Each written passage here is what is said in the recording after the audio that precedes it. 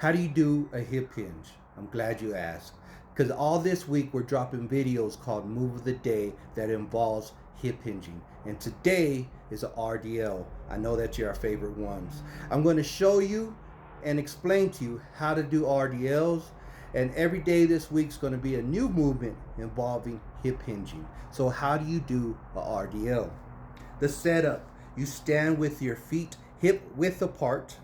You hold a barbell, dumbbells, kettlebells in front of you, in front of your thighs with the overhand grip. Your knees need to be soft, slightly bent, not moving. The hinge: you brace your core and you pull your shoulder blades back. Begin the movement by pushing your hips straight back. Pushing your hips straight back. You're going to push your butt straight back. Like if you're closing your car door. If your hands are full, how are you going to close that car door? You're going to push it with your butt.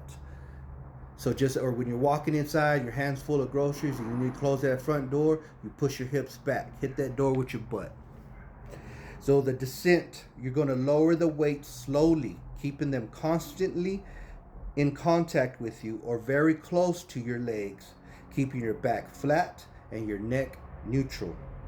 The depth: stop lowering once you feel a deep stretch in your hamstrings. For most people, this is just below the knee or at mid-shin. Don't go any lower by rounding your back. The return: you're going to drive your hips back forward. You're going to drive your hips forward to return to the top position, squeezing your glutes at the top. Now I'm going to demonstrate. I'm going to have two videos, one without weight and one with kettlebells, to show you how to do an RDL. And all this week, well, tonight and tomorrow, I need you to practice RDLs, because every day this week we're going to be dropping new videos that relate to hip hinging, so we can better that hip hinge and your everyday movements, so Saturday camps can be that much better.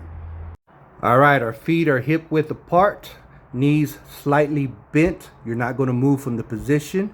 You're going to push your butt backwards. You're just hinging at the hip, lowering the weight down, keeping those knees slightly bent, pushing your butt backwards. You should feel it in your hamstring.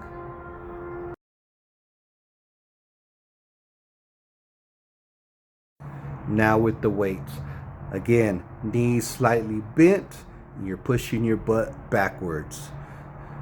So now you're going to go down, keeping it close to your legs, feeling that stretch in your hamstring, squeezing the glutes at the top, keeping those knees slightly bent.